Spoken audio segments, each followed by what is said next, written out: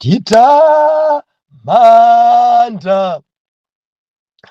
dzina lanu, tiyamika kukoma mtima kwani, titamanda dzina lanu, tiyamika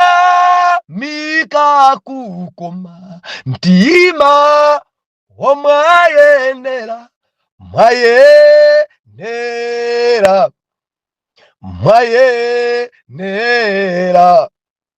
mwayenera ambuye, mwaye Yesu mwapambana, mwapambana, mwapambana, mwapambana ambuye, mwapambana. Ndiulandileni okondedwa omvera konse kumene muli. Heneleke Ichale, mtumiki wanu believer, lero pa 16 January 2025, movie wa chiponyeponye, subtopiki mphamvu zakulemekeza ndi kutamanda.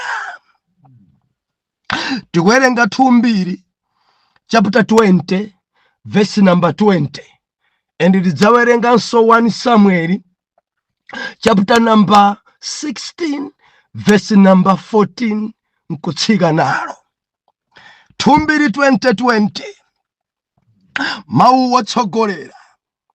Amowabu ndi Aamoni akanthidwa. Verse number 20, nalawira mmamawa, natuluka kunka ku chipululu cha Tekowa.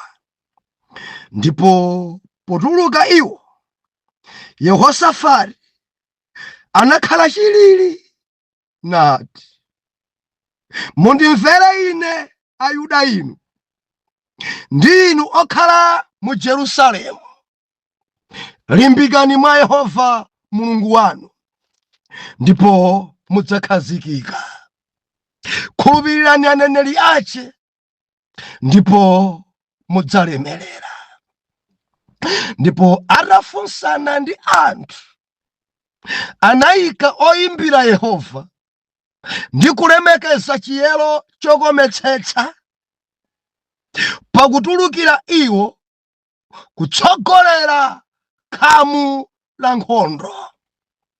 Ndikuti, yamikani Yehova, pakuti chifundo chake chikhala chosatha. Ndipo poyamba iwo kuyimba ndi kulemekeza Yehova, anayika olalira alalire Aamoni, Amowabu ndi amphiri la Seiri akudzera Ayuda, ndipo anawakantha. Pakuti ana Aamoni ndi Amowabu anawukira okhala mphiri la Seiri, kuwapha ndi kuwawononga psiti. Ndipo atatha okhala mu Seiri, anasandulikirana kuwonongana. Ndipo pofika Ayuda ku dindiro, ku chipululu,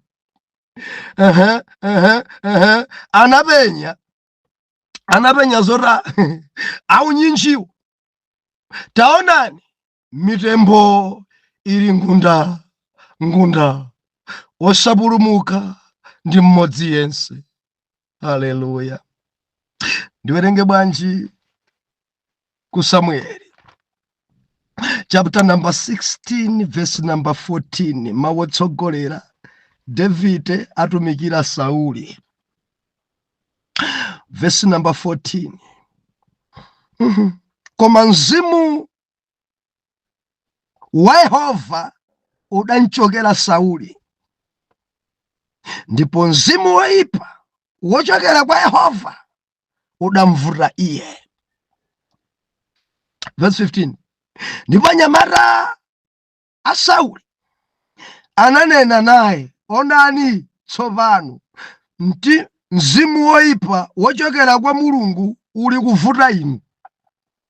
Tsono inu mbuye wathu, muuze anyamata anu amene ali pamaso panu kuti afune munthu wanthetemya wodziwa kuyimba zeze, ndipo kudzakhala pamene mzimu woyipa wochokera kwa Mulungu uli pa inu, iyeyo adzayimba ndi dzanja lake, ndipo mudzakhala olama. Ndipo Sauli anati kwa anyamata ace, mundifunire tsono munthu wakudziwa kuyimba bwino, nimubwere naye pa ine. Verse number 18 imandidalitsa kwambiri. Ndipo mnyamata wace wina anayankha nati, taonani, ine ndaona mwana wa Jese wa ku Betelehemu, mwana wa Jese wa ku Betelehemu,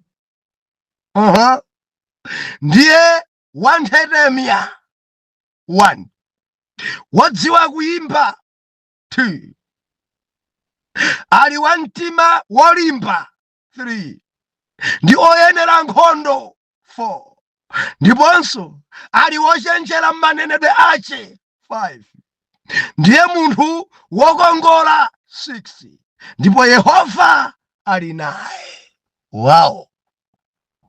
Mwansanga bwanji tuwerenge verse number 23.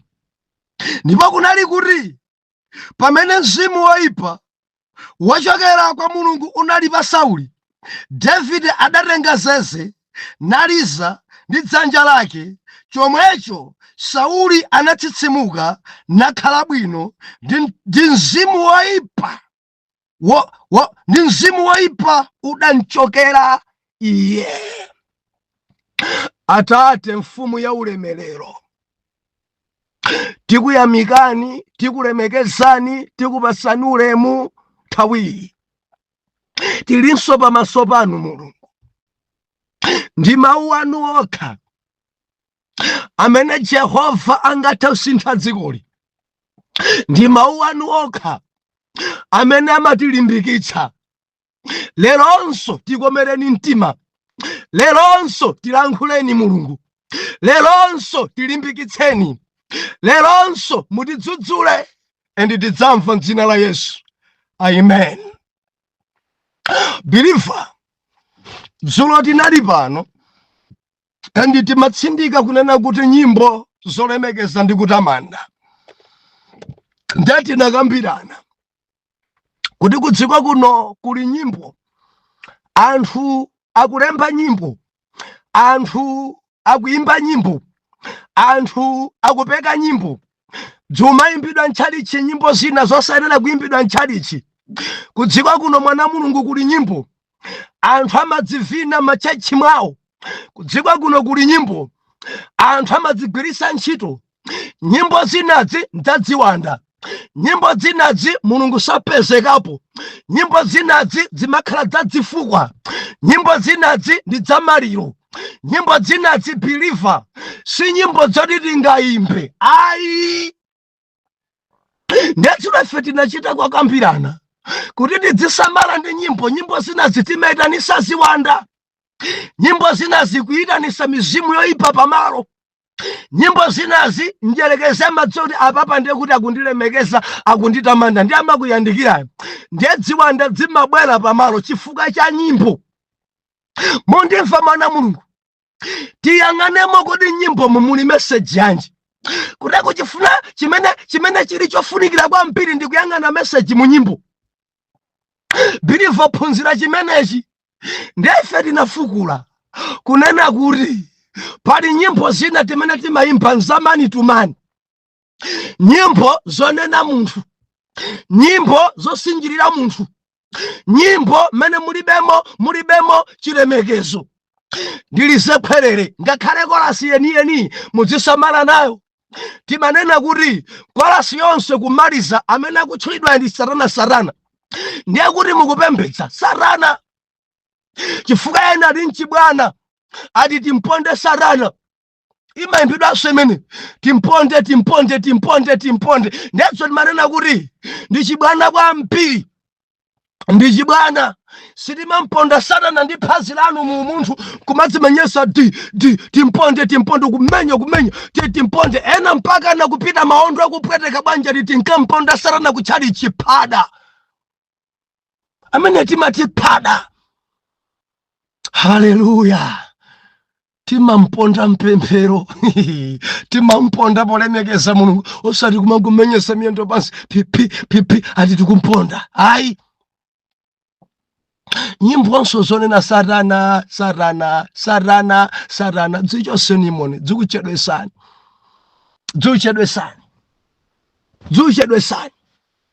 ndi manena nthawi ina yake kuti mwina muchita anthu andalewa malamoto dzipita pa msonkhano nkumanena kuti ineyo mundivotere ndakonzeka kudzatukula dziko mu izi amachedwa nkunena ndi munthu wina amene akupikisana naye umakhala ukumpangira kampeni, mumakhala mukumpangira kampeni. Chimwala uja musadzamvotere, chimwala uja sanaphunzire, chimwala uja amakhala kumudzi, chimwala uja amene uja adathawa mayeso. Ndekuti anthu onse mukwauza za chimwala. Mr. Chintengo nenani kuti mudzapanga chani? Mr. Chintengo tathirani mfundo zanu. Mayimpe inonse muli bwanji? Mayimpi muli bwa? Musamachedwe ndikumanena zanzanu. Nenani kuti inuyo mwakonzeka bwanji, inuyo mufuna mudzapange bwanji. President muli bwa? Tamanenani mene mwakonzekera anthu mwakope. Osanga kuti amene muchedwa naso kunena za uyo, muchedwa ni ndale zakale zachibwana zakale. Anthu akufuna mfundo zanu. Ndeti kamafika kani nchalichi kuyamba Satana mpaka na session yonse, service yonse Satana. Tamvera mumwitana maoneka ngati mumopa osamantchula muleke na zintchula ndi anake ndi ambuyache amene akuntumikirawo mizimu azintchulawo kandi asing'anga mbaliyo. Iwe tamatchula Mulungu pakamwa pako pazikhala dzina la Mulungu. Nena zimene Mulungu akuchita ncha malo mochedwa ndi Satana zimene sana Mulungu ampiri mwachedwa nazo. Haleluya. Ndeti natsindika kuti nyimbo zina ola za worship zomwezi zimamveka mwachifatse koma siolemekeza. Ili ndi message ina osati kulemekeza. Ndeti kati kulemekeza ndi kutamanda, ndi kufotokoza, ndi kulengeza, ndi kusimba za ukulu wa Mulungu, kunena za chimene Mulungu ali, ndiye kulemekeza ndi kutamanda Mulungu. Ende nyimbo zimenezo zikhale zapadera mmoyo mwanu. Tikati nthawi inja worship timpange timulemekeze Mulungu, timtamande Mulungu mmenemo amamva ukoma. Mwansanga kwambiri lero tikunena kuti mphamvu ya kulemekeza ndi kutamanda Mulungu. Mphamvu apa biliva pali minofu mabuku awiri amene ndawerengawa nthawi yapano imatichepera. Ena nandipempha bwanji dzikhala ola limodzi pamene ena mati 7 minutes zichuluka. Anthu ndi choncho, wina kuti 7 minutes zachuluka, wina kuti uthenga choko mathamalere idzikhala 1 hour. Haleluya. Biliva mphamvu ya kulemekeza ndi kutamanda. Mwana Mulungu zinthu zidziru ndi ubwino. Phunzitsa moyo wako kulemekeza Mulungu. Mlemekeze Mulungu nyumba mwako, mlemekeze Mulungu kuchipinda kwako, mlemekeze Mulungu ngakhale ukulima, mlemekeze Mulungu ngakhale kugwira ntchito, mlemekeze Mulungu, mulemekeze muli mphamvu. Biliva muli mphamvu pakulemekeza ndi kutamanda Mulungu. Mphamvu ndifuna kwase mphamvu zingapo. Ubwino wa kulemekeza ndi kutamanda Mulungu. Number 1, kulemekeza ndi kutamanda Mulungu kumati yandikitsa chifupi ndi Mulungu. Tikamalemekeza timakhala tikuyandikira, tikusendeza pafupi ndi Mulungu, chifupi ndi Mulungu. Chimene choncho yamba kulemekeza ndi kutamanda kumatsitsa ulemerero wa Mulungu pamalo. Sija nyimbo timati bwanji ine ndinaimba dzulo. Wow. Utsika ulemerero utsika pamene woyera mtima ayamba kulambira. Utsika ulemerero akangoyamba kulambira, tikayamba kulambira zili ndi ubwino chifukwa ulemerero wa Mulungu umatsika pamalo. Tikalemekeza ndi kutamanda Mulungu, ziwanda zimathawa. Kumathamangisa ziwanda kulemekeza ndi kutamanda. Kulemekeza ndi kutamanda Mulungu kumatipatsa mphamvu zapadera zolanda zinthu zathu zimene diabu adazitenga. Chinthu china cha namba 5, kulemekeza ndi kutamanda Mulungu kumamasula, kumaulula zinsinsi zobisika. Ndikhoza kana zambiri koma nthawi yapanoyi sikutilola. Biliva ndiyambe bwanji ndiku 1 Samuel chidachitika nchani. Sauli mfumu yoyambirira ya ana Israeli. Sauli ndi mwana wa Kisi wochokera mfuko lija la Benjamin. Mkulu uyuyu sadachita bwino pamaso pa Mulungu. Zimene Mulungu adampasa kuti achite sadachite.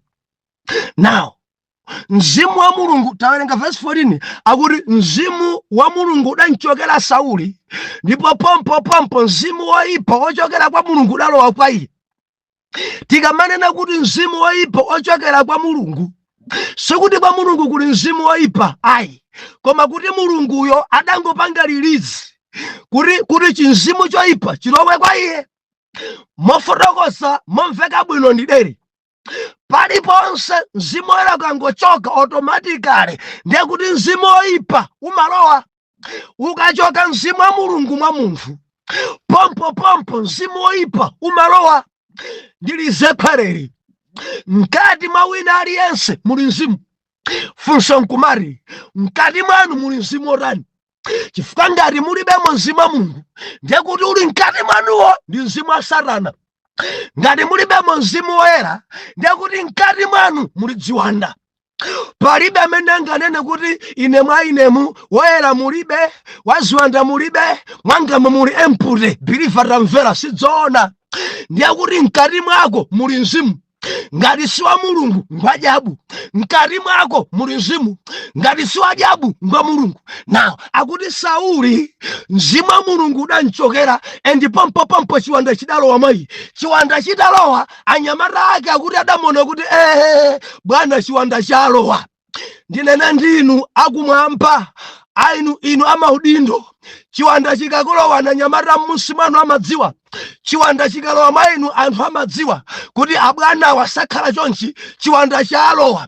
Endi adaoneka kufira maso, adaoneka kukhala wankhanza, adaoneka wasilakolako, adaoneka obalalika, adaoneka ombwambwana. Anyamata adati no, bwana mwainu mwalo wa chinzimu choipa, mwainu mwalo wa chiwanda. Jehova chivomereza kuti chiwanda chichichoke pamenepo.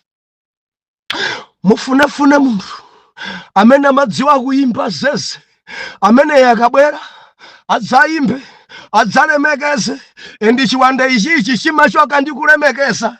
Chiwanda ichichi chinzimu chimene chakugwiranicho bwana, ichi kwa sing'anga sichingachoke, ichi ni mankhwala achikuda sichingachoke. Chiwanda chimenechi chingathe kutuluka mwa inu pokhapokha patapezeka wina wodziwa kuimba molemekeza chiyero cha Yehova, amene yakayimba chiwanda ichichi chinzimu choipa chimene chili mwa inu bwana president chidzachoka.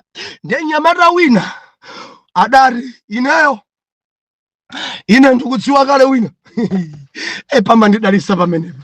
Ine ndikudziwa kale wina. Ine ndikundziwa kale sikuti tichitaso kunsaka iya. Ndikundziwa ine mwana wa Jesse dzina lake David. Biliva mumadziwika bwanji. Ndinene apa aliyense ngodziwika. Aliyense ngochuka. Nkhani nkumari mudziwika nchani? Anthu amakudziwani ndi chani? Akamanena za inu yokulibe. Anthu amakudziwani ndi chani? Mukutchuka ndi chani pa dziko pano? Bible ikunena kuti nyamata wina mu office ya president adayimirira nkulankhula ndi khwimbi lonse. Ineyo ndikudziwa nyamata wa mayimbidwe, mwana wa Jesse wa ku Bethlehem. Biliva nyamata yedanena zinthu zokwanira 7. Amene ndikundziwayo akuti siwongodziwa kuyimba kokha. Maiye muli katundu. Maiye Mulungu amagwiritsa ntchito. Ndi adayamba kuzifotokoza number 1 amene ndikundziwayi amayimba mwa nthetemya. 1 nthetemya. Biliva kuyimba kundikonse ndekuli nthetemya. Mawu aja mamveka ndithu mochita kunjenjemera mwa vibrate. Mwa nthetemya. Number 2 wodziwa kuyimba. Mukudziwa anthu ena amayimba koma kuyimba kusamadziwa. Biliva ine ndaona anthu kudziwa kuno nkumachemera bwanji woyimba wakuti samadziwa kuyimba. Ena kuyimba chifukwa chosauka kusakasaka ndalama. Nyimbo kuyimva nyimbo imene kusinthira kolasi kuti ndipate 1 ndipate 2 pwirikiti. Biliva ndakhalapo woyimba ine. Ndayimbaso kwa nthawi itali 10 years. Ndalembapo nyimbo mpaka na pano anthu azigwiritsa ntchito. Tili madzi mwana Mulungu. Pano oyimba ena akamatsuka nkumayimba ine machita kudzona umumu mulibe mu message umumu ango. Olo dzili ba wireless akudzina nyimbo iyi edi beat imodzi koka. Nyimbo zonse kumangosiyana otenga beat imodzi koka. Chuni chimodzi awawa angogweramo. Pali oyimba ena angogweramo. Nyamata yakunena kuti 2 wodziwa kuyimba. Number 3 ndi nyamata wolimba mtima. Chimene David ankadzika nacho. Nyamata tikunena ngolimba mtima. Number 4 akuti ndi nyamata wodziwa nkhondo. Atata kuyimba pano kwabwera aalamu. Nyamata amene akhoza kwagweba wonse amadziwanso kuombera mfuti. Number 5 ati nyamata amene musagaze kuti ngopusa ngochenjera. Ponena ena tikunena komweko kumavuta. Number 5 akuti nyamata amene musaganize kuti ngosasamba. Ndikanyamata kokongola kwa mpiri koimba koma kokongola. Ndipo malizira kuti ndi Mkhristu akuti Mulungu ali naye. Biliva alipo imba mpiri alibe Mulungu. Alipo imba mpiri Mulungu sandziwa. Amangoimba kumangofuna ndalama. Alipo imba mpiri alipo ukhondo. Oimba mpiri osasamba. Oimba mpiri Biliva osazisamalira. Koma nyamata mu office ya president adari mwana wa Jesse ngokongola. Mwana wa Jesse amadziwa kuimba. Mwana wa Jesse amaimba mwantetema. Mwana wa Jesse si munthu wamba. Bible nakuti pompo adatumiza uthenga kamwitaneni abwere. Ndi adayitanidwa. Ndikubwera David nyumba mwa bwana president. Zeze gitara yake ili manja. Kupeza mfumu diso itafira. Lilime ili panja. Maso nkhope zitasintha. Chinzimu choipa chitamulowa. Mwana David adayamba kulemekeza kuimba nyimbo ya worship. Bwana chiwanda chitamulowa. Oh haleluya. Mwana adayamba kuimba, adayamba kulemekeza, adayamba kutamanda, adayamba kumkuza Mulungu. Loya wa maloya, loya wa maloya. Verse number 23 akunena kuti adayamba kulemekeza ndi kutamanda David chinzimu choipa chimene Mulungu adachivomereza. Nyimbo zitayamba kulemekezedwa akuti chiwanda chidachoka. Bwana Sauli adakhala bwino. Chinzimu choipa chidachoka. A president adakhala bwino. Dere nkhanza zinazi mzimu woipa. Mzimu woipa ukamachoka mwa Bwana nkhanzanso zimachoka. Mzimu woyipa kamachoka mwa Bwana, ntchito pogwira imakoma. Mzimu woyipa kamachoka mwa Bwana, wagwira ntchito amasangalala. Mzimu woyipa ukakhala pa Bwana, biliva, umakhala pa chivuto, umakhala pa msoso wakulu kwambiri. Ndikunena ndi ambiri ali pa ntchito koma kungowonda chifukwa chati wapatsogolo mwa iye muli mzimu woyipa. Nechinsinsi chochosa chinzimu chimenecho ndikulemekeza ndikutamanda. Tikuona ife apa David adayamba kulemekeza, chiwanda chidachoka. Ndinene ndinu ogwira ntchito, tangolemekezani. Muli ndi chibwana choyipa, tangolemekezani. Enanu mtsogoleri wanu woyipa wa chiwanda, tangolemekezani. Mulemekezani Mulungu kuti chiwanda choyipa chimene chili cha uyo wapatsogolo chichoke. Haleluya. Ena ndi bambo anu mwaiye mudala wa chiwanda, ena ndi mayi anu mwaiye mudala wa chiwanda. Tamverani chinsinsi chabadera, muli mphamvu nkulemekeza ndi kutamanda. Lemekezani Mulungu. Jehova ameneyi adzathamangisa ziwanda zopezeka mwanzanu. Tikuyendera limodzika. Atalemekeza Davide chiwanda chidachoka. Atalemekeza Davide Sauli adakhala bwino. Atalemekeza Davide mphamvu yakulemekeza ndi kutamanda. Ziwanda zimathawa, zinsinsi zimaululidwa. Tikalemekeza ndi kutamanda timakhala tikuyandikira pafupi ndi Jehova. Tikalemekeza ndi kutamanda biliva, mantha amatichokera. Mphamvu yakulemekeza ndi kutamanda. Buku la 2 chapter number 20 verse number 20, kudali nkhondo pakati pa Ayuda ndi ana a Mowabu komanso Amori. Adapangana kuti athire nkhondo mbumba ya Yehova. Ndiye malemba akunena kuti Yehosafati mfumu adayiona game kunena kuti awawa pafunika kuti tiyazembere tichite kwalowera pansi. Bible nena kuti Yehosafati adayima chilili nanena kuti ndimvereni inu Ayuda ndimvereni, ndinu akhala mu Yerusalemu tandimverani. Oh, haleluya. Limbikani mwa Yehova ndipo mudzakhazikika. Khulupirirani aneneri yake ndipo mudzalemerera. Ndilisekwerere. Ndimvereni Ayuda amene muli kwa Vasisi. Ndimvereni Ayuda amene muli kwa Afirika. Limbikani mwa Yehova endi mudzakhazikika. Kandi pa banja mudzakhazikika, kandi pa ntchito mudzakhazikika, kandi kunjako mukhazikika, kandi kumalawi kuno mukhazikika. Limbikani mwa Yehova mudzakhazikika. Ndikunena ndi ambiri ngosakhazikika. Ndikunena ndi ambiri mtima wawo ngosakhazikika. Ali pa banja inde koma ngosakhazikika. Limbikani mwa Yehova mudzakhazikika. Endi khulupirira aneneri yake mudzalemerera. Mufuna ulemera, mufuna uchita bwino, muzikhulupirira mawu ochoka pakamwa pa aneneri. Endi tikati kukhulupirira aneneri mudziyenda mawu amene akuphunzitsidwa. Mufuna uchita bwino, ndikunena ndi ena mpaka napano mwaweka kwa mpiri moyo wanu uli chimodzimodzi. Mufuna ulemerera, chinsinsi mwa icho khulupirira aneneri. Musamanyoze mawu, musamakhale amwano. Lemekezani liwu lochoka pakamwa pa Yehova endi mudzachita bwino. Bible ikunena kuti Yehosafati atafunsana ndi anthu akuti adakambirana nkunena kuti popeza anzathu ali m'phiri la Seiri, Aamoni ndi Mowabu afunadi babade titani. Ndi atakambirana adati no, ifeyo teni tisankhe amuna amene amalemekeza ndi kutamanda chiyero cha Yehova. Ati adafunsana ndi anthu, adagwirizana, adapanga timu ya praise and worship. Ataipanga timu imeneja, adatenga olemekeza nkukhala kutsogolo, ndikutenga onse amene adali ndi mauta ndi mifuti akhale pambuyo. Now adayamba kulemekeza Mulungu poimba nyimbo. Adayamba kumkweza Yehova poimba nyimbo, nyimbo za worship. Tikunena kuti mphamvu ya kulemekeza ndi kutamanda. Adayamba kulemekeza, adayamba kumkweza Mulungu. Yehosafati ndi mbumba ya Yuda akulemekeza Yehova, akupita ku nkhondo. Chinsinsi adatenga olemekeza ndi kutamanda kwayika patsogolo.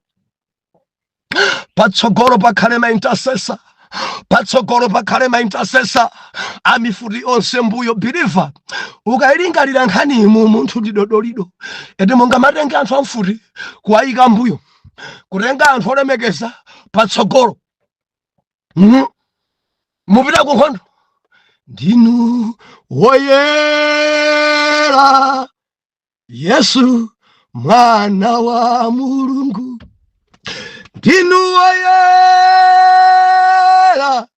Ambuye. Amifuri onse ali mbuyo kutsogolo kuli ma intercessor oimba manthetemya, worship ikupulika, akunkweza Jehova, akuntamanda Jehova. Muntu ndani wonga Yesu ali patsogolo, amaura onse mbuyo, wogwira miyala mbuyo, amene ali ni mitengo mbuyo, amene ali ni mfuti mbuyo. Patsogolo pakhale ma intercessor, patsogolo pakhale opembedzera, patsogolo pakhale olemekeza chiyero cha Yehova. Haleluya. Oh, haleluya. Ali kutsogolo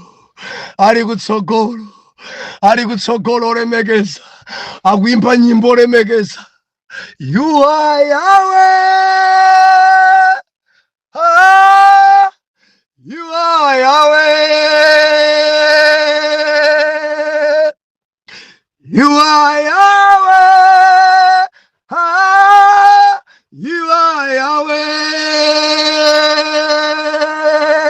you are Yahweh, ah, and the Omega. You are Yahweh, Alpha and the Omega.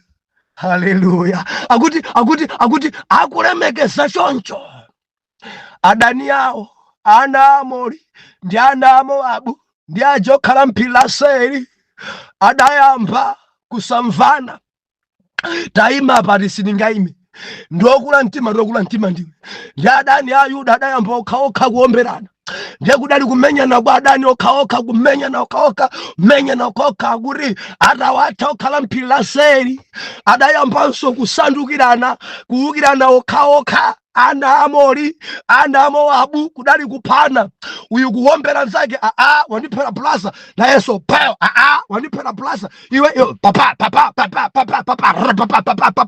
Akuti adaphana okhaokha chifukwa chakuti Ayuda akulemekeza, Ayuda akutamanda, Ayuda akunkweza Jehova. Mphamvu yakulemekeza ndi kutamanda adani yako amaomberana okhaokha. Mphamvu zakulemekeza ndi kutamanda adani yako samamvana. Mphamvu zakulemekeza ndi kutamanda adani yako amambwambwana. Ndimafuna ndilimbikitse wina, ukudziwa kuti kuli adani akupanganirana, kutekwa kufuna kuti 2025 yurusu apitilire. Chinsinsi ndikulimbikitse lemekeza ndi kutamanda Mulungu mu nyimbo. Mfiti zimene zapangana kudzakutambira zidzilumana mwampamo mulichera momwemo. Bwanji sikuyendesa bwino.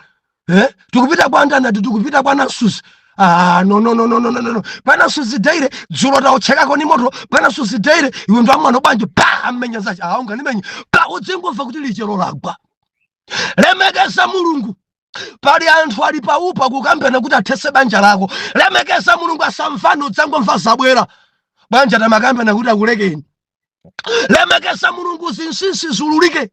Akukambira na zoipa kuchikazi zainu, akukambira na zoipa kunchito kwanu zainu, akukambira na zoipa kuntundu kwanu.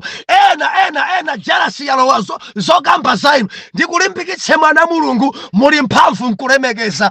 Phunzira kulemekeza Mulungu, phunzira kuntamanda Mulungu, phunzira kunkweza Mulungu, muli mphamvu. Adani yako alumane okhaokha, adani yako agwebane okhaokha, adani yako alodzane okhaokha. Mfiti dzolimbana nawe zilodzane zokhazokha. Anthu amene kufunira zoyipawa okhaokha, mabanja awo ndi amene apasuke. Awofuna zoyipa kuti ntchito yako ikuthere. Lemekeza Jehova, ntchito zawo zithaokha. Adzabwera wekha nkudzanena kuti tinkanena kwa mzungu zoyipa za iwe. Okhaokha adalumana, okhaokha adagwebana. Chinsinsi lemekeza Mulungu. Lemekeza Mulungu. Udzimba nyimbo yolemekeza. Ena madandaula voice ndinene pano Mulungu safuna voice kapena nthetemya koma message. Believe ndaona anthu ine nyimbo sathayi ende ndi ananga angapo pena ni maseka nawo kuti apapa ndiye mwayimbatu tora. Koma chimene Mulungu amafuna si chani si kumveka bwino kwa mauko koma message. Akhoza kuyimba kunena kuti mwina mawu osemphana. Oyera Mulungu, oyera Mulungu, oyera ndinu oyera Mulungu, oyera oyera oyera Mulungu, oyera Mulungu, oyera. Mukimva nyimbo imene kulakwikira koma chimene Mulungu amayang'ana sikulakwika kwa voice koma amayang'ana kodi mu nyimbo muli message yanji. Ndikufuna munimvese pamene akhoza wina kuyimba mwanthetemya kwambiri koma mkatimo mulibemo chilemekezo. Satana, Satana, Satana amandilonda. Oh Satana, Satana, Satana amandilonda. Muni chilemekezo menemo mawu anthetemya inde koma mulibemo chilemekezo akunena Satana, Satana zilibe ntchito. Mulungu safuna zimenezi, akufuna uyuyu ododoma mawu koma muli chilemekezo. Wamphamvu Mulungu, wamphamvu Mulungu wanga, mphamvu ndi zanu Mulungu, Mulungu, Mulungu. Olenga Mulungu, olenga Yehova Mulungu wamphamvu, oyera odabwitsa Mulungu odabwitsa, Mulungu namalenga wamphamvu olemekeza Mulungu. Jehova pa iye ndi worship ya mphamvu. Ndikulankhula china chake kwa wina, muimbire Mulungu, mulemekeze Mulungu. Olo kuimba kuma kuvuta ndikulimbikitsani madota ino, ndikulimbikitsani ana Mulungu. Olo kuimba kuma kuvutani koma Mulungu amafuna message imene imatuluka pa voice yanu, mphamvu yakulemekeza ndi kutamanda. Banji mawa mundilondole Atate tithandizeni kuti tidzisendeza pa inu nkulambira ndi kutamanda chifukwa adani athu amagwebana okhaokha. Nkulemekeza ndi kutamanda mizimu yoyipa imathawa, nkulemekeza ndi kutamanda timakhala tikuyandikira pa inu ende zinsinsi zimavumbulutsidwa. Tipangeni ife kukhala ma intercessor wodziwa kukulambirani kuti nkhondo zathu maudani athu awa akutilondawa okha asamvani. M'dzina la Yesu woyera mtima yani kuti amen and amen.